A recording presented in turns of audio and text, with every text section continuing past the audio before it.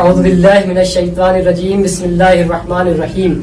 ناظرین کرام السلام علیکم ورحمۃ اللہ وبرکاتہ. آپ کا استقبال ہے. ایک بار پھر سے حاضر ہوئے ہیں. میں ہوں آپ کا میزبان سے شارف حسین رضوی. ہماری گفتگو مسلسل چلی آ رہی ہے فقہ کے حوالے سے، لیکن اس سے پہلے ہم کچھ گفتگو کرتے ہیں قبلہ سے. قبلہ ہمیں نصیحت کرتے ہیں، اخلاقی باتیں کرتے ہیں، اور چونکہ یہ ایک بہت بڑی نعمت ہے اللہ کی عطا کردہ اخلاق. اگر انسان کے پاس اخلاق نہ ہو تو انسان کہے جانے کے قابل نہیں ہے. بے اخلاق انسان کہے جانے کے قابل نہیں ہے. انسان کی صفت یہ ہے کہ اس کے اندر اخلاق ہو. لہذا ہم قبلہ کے حضور جب جاتے ہیں تو یہی کہتے ہیں کچھ ایسی باتیں کریں، ایسی نصیحتیں کریں تاکہ ہماری ہدایت ہو سکے، ہم کچھ سیکھ سکیں. حسب دستور آج بھی قبل اس کے کہ فقہ یعنی احکام کچھ بیان کیے جائیں. آج بھی انشاءاللہ کچھ اخلاقی باتیں ہوں گی. آئیے بغیر کسی تاخیر کے قبلہ کی خدمت میں چلتے ہیں. السلام علیکم ورحمۃ اللہ وبرکاتہ. وعلیکم السلام ورحمۃ اللہ وبرکاتہ. حضور آپ کا پھر سے الحمدللہ بخیر، آپ کا پھر سے استقبال ہے اور ساتھ شکر گزار ہیں. اب تو بڑی عجیب سی بات ہو رہی ہے، آپ کو بار بار شکریہ ادا کرتے ہیں. یہ تو ایک چھوٹی سی بات ہو رہی ہے، چونکہ آپ کا الفاظ میں شکریہ ادا کرنا یہ ممکن نہیں ہے، کیونکہ بہت ہی زیادہ آپ زحمت انجام دے رہے ہیں. اللہ آپ کو اس کا اجر دے انشاءاللہ تعالی. خدا و تعالی آپ کو اس ماہ رحمت کے صدقے میں اپنی عظیم نعمتوں سے برکتوں سے نوازے. قبلہ قبل اس کے کہ ہم اپنے اصل موضوع کی طرف بڑھیں، آپ سے وہی ہر بار کی طرح پھر سے گزارش ہے کہ کچھ ایسی نصیحتیں کریں ہمیں تاکہ ہمارے کام آئے اور ہمارے بعد والے آنے والے لوگوں کے لیے بھی کام آئے، ہمارے ناظرین کے لیے مفید ثابت ہو.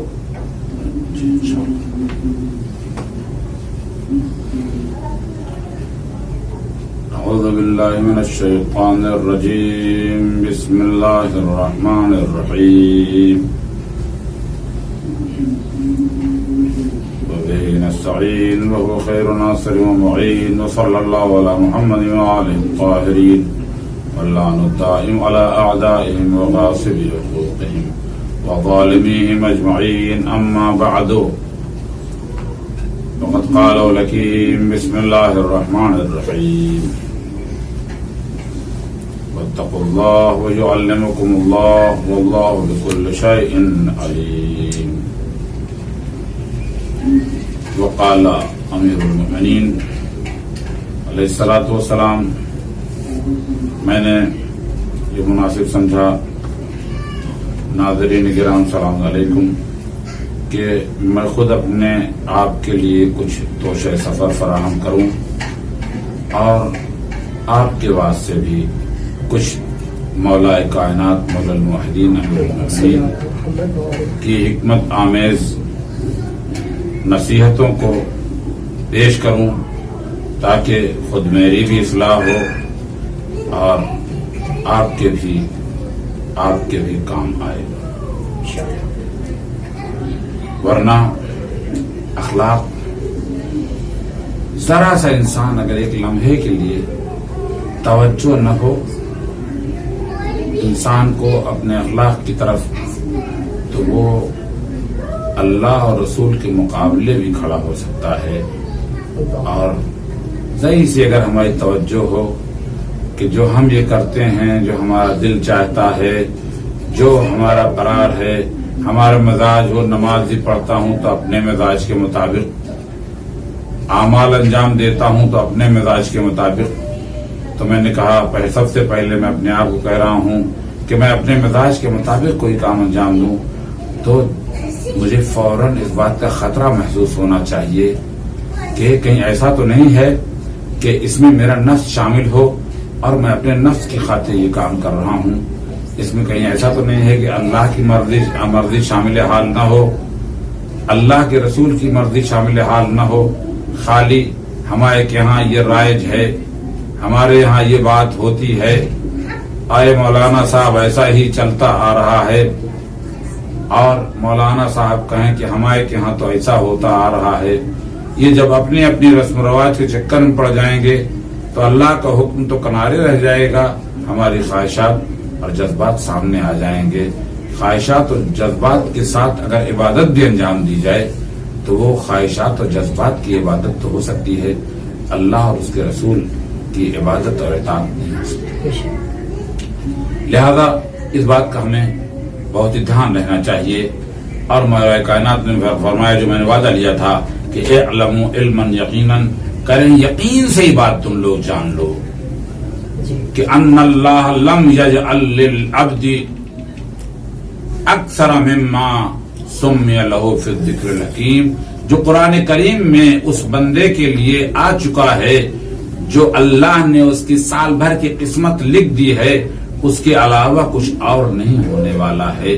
یعنی ہمیں اللہ پر اتنا توکل اور اتنا بھروسہ ہونا چاہیے کہ اگر اللہ نے اپنے بندے کے حق میں جو چیز لکھ دی ہے، چاہے وہ جتنا بڑا بصیر ہو، چاہے جتنا بڑا وہ مدبر ہو، چاہے جتنا بڑا وہ جو ہے وہ تھنکر ہو، لیکن سب کے باوجود جو کچھ ذکر حکیم یعنی قرآن کریم میں آ چکا ہے، اللہ نے اس کا وعدہ لے لیا ہے، وہ آ ہی کے رہے گا، چاہے جتنی ہم کوششیں کر ڈالیں، چاہے جتنی جانچ پڑتال کر ڈالیں، چاہے جتنا ہم تبو دو کریں، چاہے جتنا اسٹرگل کر ڈالیں، لیکن میری لائف پر کوئی فرق نہیں پڑنے والا ہے، اس لیے کہ اللہ نے یہ کہہ دیا ہے کہ تم 1000 کوشش کرو گے لیکن جو ہم نے قرار دے دیا ہے وہی ہونا ہے، اس کے علاوہ کچھ اور نہیں ہونا ہے۔ اور اسی طریقے سے اس عبد کے درمیان، اس بندے کے درمیان، وہ اللہ کا بندہ جو چہیتا بندہ ہے کہ چاہے وہ جتنا ضعیف اور کمزور ہو، لیکن جو اللہ نے اس کے حق میں کچھ اچھائیاں لکھ دی ہیں، وہ اچھائیاں ضرور بروئے کار آ کے رہیں گی، وہ اچھائیاں ضرور انجام پا کے رہیں گی، چاہے جتنی مصیبتیں اس کو آ کے گھیر لیں، چاہے جتنا وہ زمانوں کے حالات کا مارا ہو، لیکن جو اللہ نے اس کے حق میں اچھائیاں لکھی ہیں وہ اچھائیاں ہو کے رہیں گی۔ ممکن ہے کہ ہم کسی بات کو اچھا نہ سمجھتے ہوں، ممکن ہے کہ ہم کسی بات کو اس لائق نہ سمجھتے ہوں کہ خداوند عالم ہمارے لیے اس کو رکھے ہمارے زندگی میں، ہمارے اخلاق میں، ہمارے کردار میں، لیکن یہی بات ممکن ہے کہ خداوند عالم کے نزدیک، خداوند عالم کے ہاں ہماری قسمت کو 2 چاند لگا دے، 4 چاند لگا دے، ہماری قسمت کو ایسا بنا دے کہ اللہ اور اس کے رسول اس کو پسند کرنے لگیں، اور چاہے جو اس میں غربت چاہے جتنی زیادہ مصیبت اور معنی بن جائے، ممکن ہے کہ اس غربت کے ذریعے اللہ اپنے بندے کا امتحان لے لے، اس کے بندے کا، اللہ کے بندے کی آزمائش ہو، لیکن اس کے اندر جن اچھائیوں کو رکھا ہے خدا نے، ان اچھائیوں سے بہتر کوئی چیز نہیں ہو سکتی ہے۔ اور اسی طریقے سے کہہ رہے ہیں کہ ما سمی لہ فی الذکر الحکیم، اس کے لیے بھی قرآن مجید نے بھی نامگزاری کر دی ہے، اس کی قسمت میں رکھ دیا ہے، اب اس کی قسمت میں جو لکھ گیا ہے وہ ٹلنے والا نہیں ہے۔ والعارف لہذا العامل بہ، اور کہ جو اس بات کو جانتا ہے، جس کو اس بات کی اطلاع ہے کہ جو اللہ نے رکھ دیا ہے وہی ہونے والا ہے، اور اس پر وہ عمل کرنے والا ہے، جو اللہ نے جو اس کی قسمت میں رکھا ہے اس پر وہ عمل کر رہا ہے، اسی کو انجام دیتا ہے جو اللہ نے قرآن میں ذکر حکیم میں اس سے چاہا ہے۔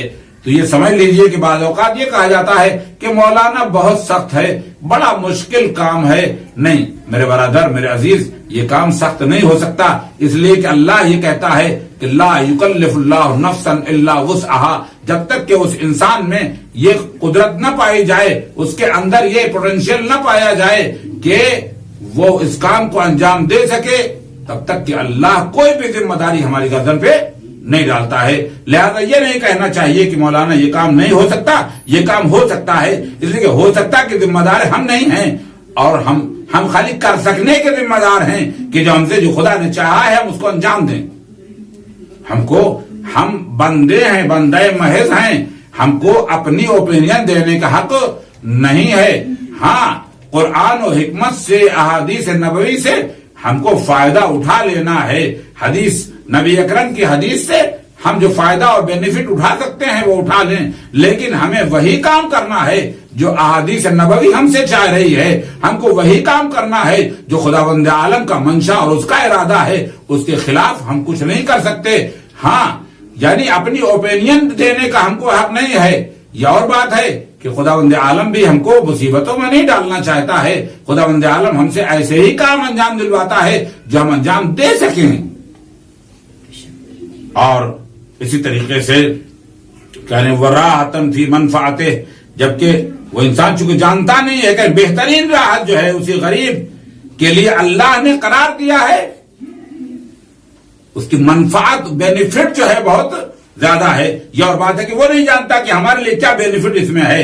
وَالتَّارِكِ لَهُ الشَّاكُّ فِيهِ أَعْظَمُ النَّاسِ، کرے جائے جتنا بڑا آدمی ہو، اگر خداوند عالم کے منشا پر اگر اس پر توکل نہیں ہے، خداوند عالم کے احکام پر اگر وہ شک کرتا ہے، خداوند عالم کی تعلیمات اور اہل بیت علیہ السلام کے فرمودات پہ وہ اگر عمل نہیں کرتا، بلکہ بات میں وہ اس میں اپنی اوپینین اور اپنا نظریہ پیش کرنا چاہتا ہے، تو سمجھ لیجئے یہ آپ کی اپنی دل و دماغ کی فکر تو ہو سکتی ہے، لیکن جسے خدا چاہتا ہے کہ ہم انجام دیں وہ قطعاً نہیں ہو سکتا ہے. وَرُبَّ مُنْعَمٍ عَلَيْهِ مُسْتَدْرَجٌ بِالنِّعْمَةِ، کہنے بہت ساری ایسے جو ہے وہ نعمتیں ہیں. کیا نعمتیں ہیں جس کو اللہ نے ہمارے لیے فائدہ مند قرار دی ہیں، اور ہم یہ سوچتے ہیں کہ شاید اس کا کوئی فائدہ نہیں ہے. تو ہمارا اعتراض یہ خود بتا رہا ہے کہ خداوند عالم جو کہ حکیم ہے، اور وہاں پر اس حکم کو دیا ہے جو خود ذکر الحکیم ہے، یعنی قرآن مجید میں اللہ نے جو ہے اس بات کو ہم کو عمل کرنے کے لیے کہا ہے. اور اسی طریقے سے کہہ رہے ہیں کہ فَزِدْ أَيُّهَا الْمُسْتَنْفِعْ فِي شُكْرِكَ، کہیں اے اللہ کی نعمتوں کا فائدہ اٹھانے والے، اے اللہ کی نعمتوں سے زیادہ بینیفٹ اٹھانے والے، تم زیادہ کیا کرو؟ اللہ کا شکر ادا کرو.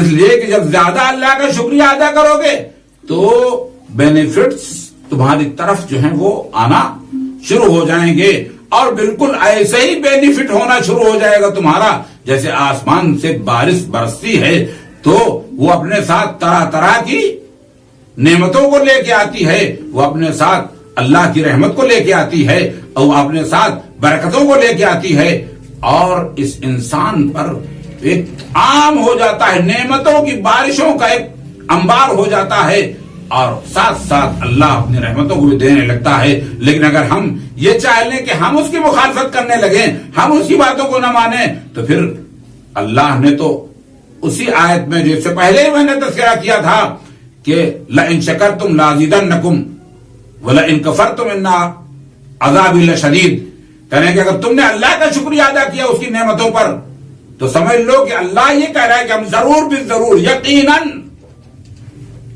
بائی ہارٹ یہ کام تو ہم تمہارے لیے کر کے رہیں گے کہ جو ہم نے تمہاری نعمتوں میں اضافہ کر دیں گے، تمہاری نعمتوں کو ہم بڑھا دیں گے. اور اگر تم نے اللہ کی نعمتوں کا انکار کر دیا، اگر اس کی نعمتوں کو نہ مانا، تو خداوند عالم کہتا ہے میرا اپنا کیا بگڑنے والا ہے، جو بگڑے گا وہ تمہارا بگڑے گا. ان عذابی لشدید، میرا عذاب بڑی تاکید کے ساتھ بہت زور دے رہا ہے کہ میرا عذاب بہت شدید ہے.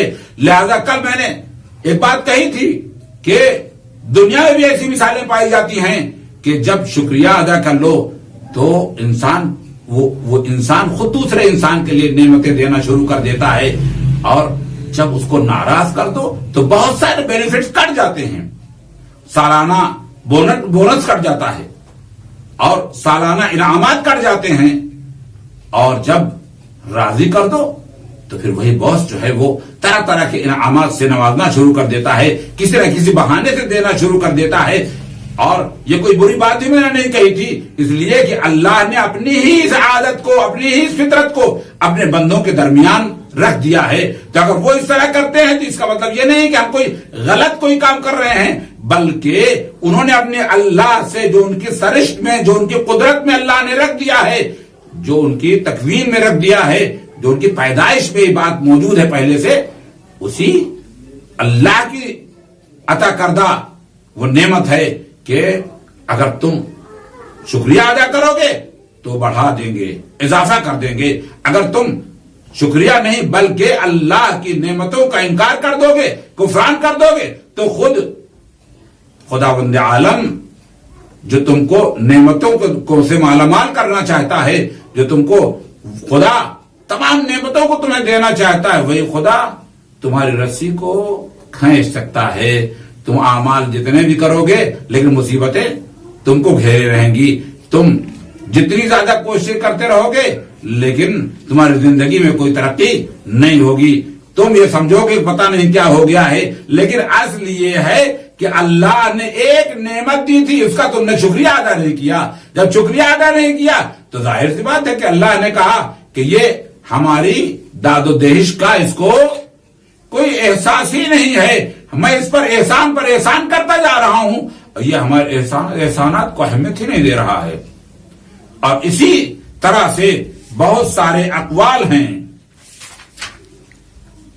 हजरत के जिसमें बाज़ औक़ात ऐसा होता है कि हम ये सोचते हैं कि कोई हमको अगर नसीहत कर दे, कोई मौइज़ा कर दे, हमको समझाने लगे, तो हम ये समझते हैं कि देखिए इतने बड़े बनते हैं। ये अहादीस नसीहत के बारे में बहुत सारी हैं, लेकिन यहां पर जो हमारे सामने मौला कायनात ने फरमाया है, मेरे अजीजों, ये हदीस इस तरीके से है कि तुम्हारे और तुम्हारे नसीहत कबूल करने के दरमियान क्या एक हिजाब हाइल है।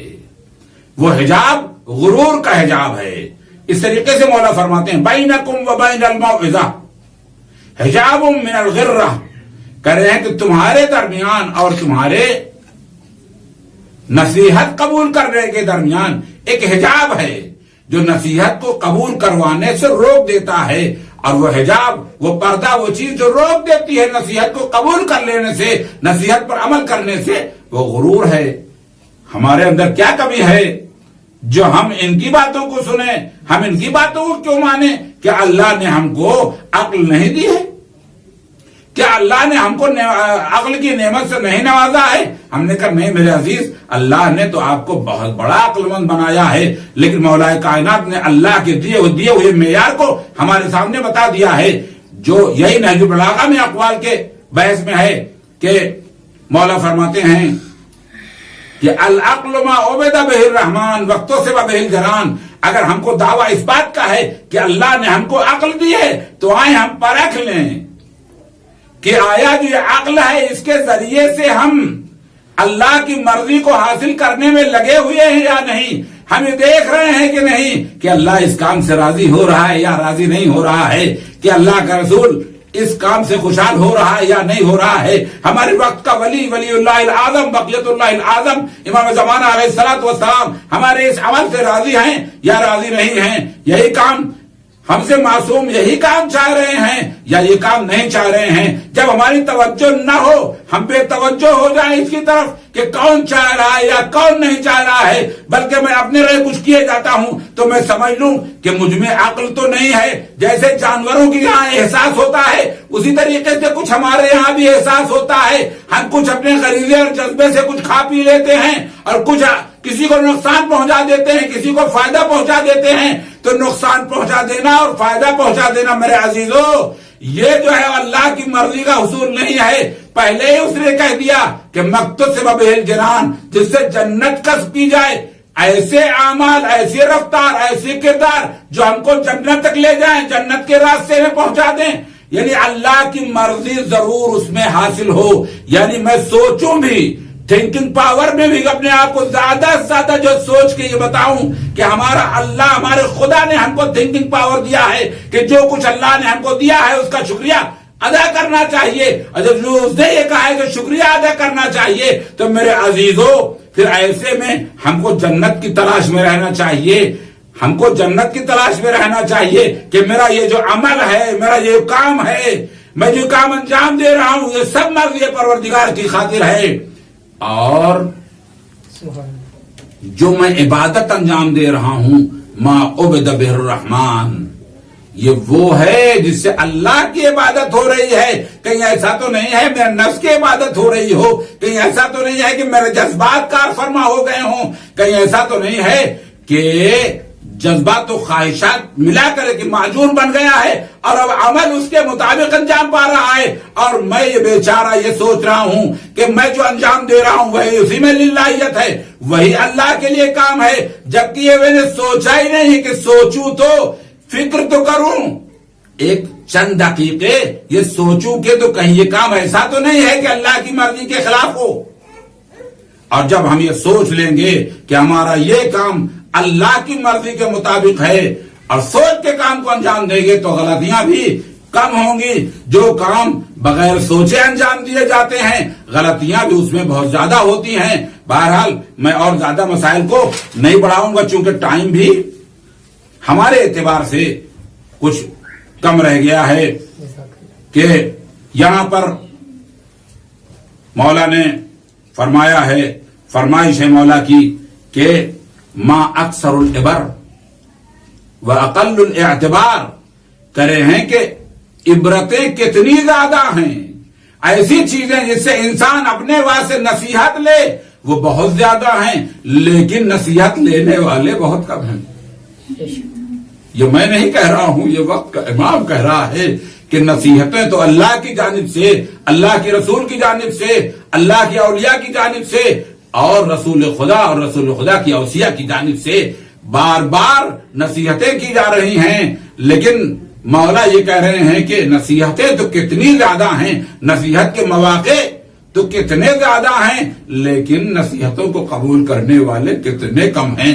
लिहाजा मुझे अपने आप में सोचना होगा कि कहीं ऐसा तो नहीं है कि अल्लाह ने नसीहतें तो बहुत की हों, मवाइज तो बहुत किए हों और हमने या मैंने उस पर अमल न किया हो।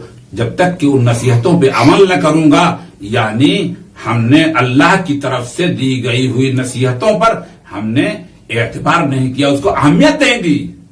ये एतबार और मोतबर का मतलब ये है कि जो उसने नसीहत की थी हमने उसको अपने दिल के लिए आवेजा बनाया है या नहीं, हमने उसको अपने दिल में घेरा बांध के रखा है या नहीं रखा है, हमने दिलो दिमाग को यकसू किया है इस काम के लिए कि नहीं, कि जो हमें अंजाम देना है अल्लाह की तरफ से दी हुई नसीहतों को हमें। जज़ाकुमुल्लाह, निहायत ही उम्दा बयान और उम्दा क्यों न हो, क्योंकि उसका कलाम है कि जो जिसको कहा गया है कि अली की जबान अल्लाह की जबान, लिसानुल्लाह जिसको कहा गया है। वाकई ये मौलाए कायनात का कलाम था जो नजर बलागा से आप पेश कर रहे थे। अगर कुरान मजीद के बाद कोई दूसरी किताब है कि जिससे हम, जो हमारे लिए मशाले हिदायत है, जिससे हम हिदायत पा सकते हो, तो वो है नहजुल बलागा। हमें चाहिए कि कुरान के साथ साथ नहजुल बलागा को भी पढ़ें और इसके मफाहिम को समझें कि किस कदर इसमें इल्म भरा हुआ है, मौला ने किस तरीके से अपने कलाम को पेश किया है। वाकई एक जो बात आपने बयान की कि मौलाए कायनात ने कहा कि हिकमतें तो बहुत हैं, नसीहतें तो बहुत हैं, लेकिन उसको कबूल करने वाले लोग कम हैं। जो आजकल हमारे माशरे में ये बातें चल रही हैं, बिलफर्ज मैं ही जाता हूँ अगर किसी बुजुर्ग के सामने कुछ नसीहत करता हूँ, नसीहत तो खैर मैं मेरी क्या औकात नसीहत करूँ, कुछ मौला के अखवाल बयान करता हूँ तो कहते हैं अच्छा अब तुम आके हमको सिखा रहे हो, अब तुम हमको सिखा रहे हो, हम तुमसे बड़े हैं। जबकि ऐसा नहीं है। मौलाए कायनात अलैहिस्सलाम ने इसी नहजुल बलागा में फरमाया है कि ये मत देखो कौन कह रहा है, ये देखो क्या कह रहा है।